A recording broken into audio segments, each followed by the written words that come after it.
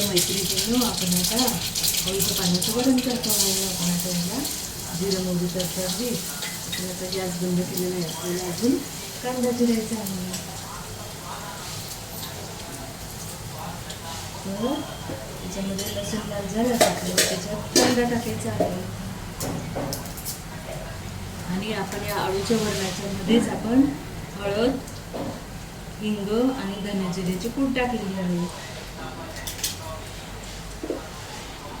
आणि आता आपल्याला फोडणीमध्ये लसूण, कांदा, मिरची, हळद टाकायचं आहे.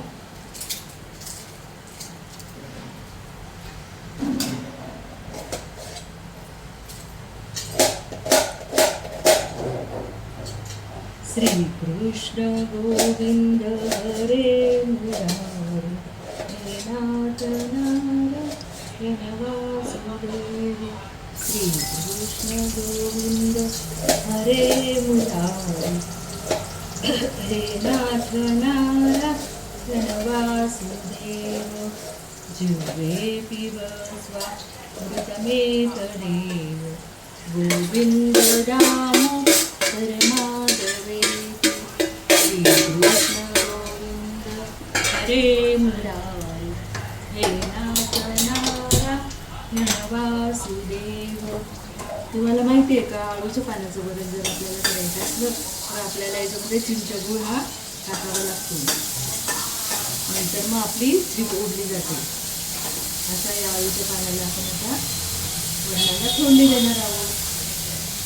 आपला असा कांदा चांगला गुलाबी झाला, असा गुलाबी रंगावर आला, आपण त्याला त्याच्यामध्ये टाकणार आहे धने जिऱ्याची पूड.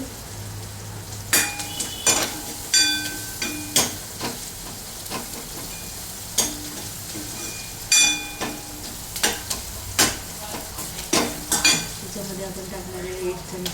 अरे, आपण धने जिऱ्याची पूड तर याच्यात टाकलेली आहे. आपल्याला आता याच्यामध्ये मिरची टाकायची आहे, लाल मिरची,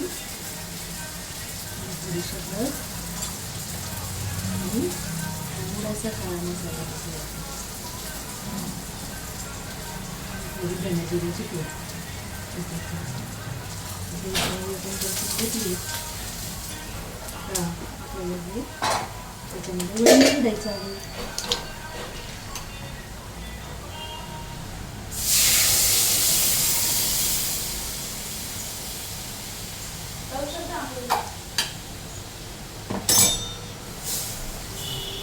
असंही आपण पूर्णचं वरण. आपल्याला आता याच्यामध्ये मीठ टाकायचं आहे आवडीनुसार. आणि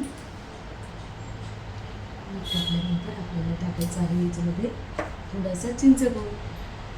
आणि आपल्या आवडीनुसार याच्यात आपण टाकणार आहोत पाणी.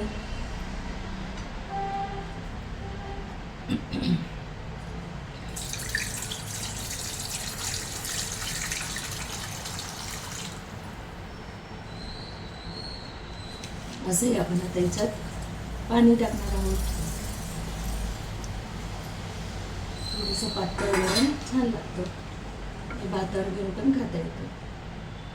असंही आपलं अळूच्या पानाचं वरण तयार झालेलं आहे. उकळी आली का आपण याला बंद करणार आहे गॅस.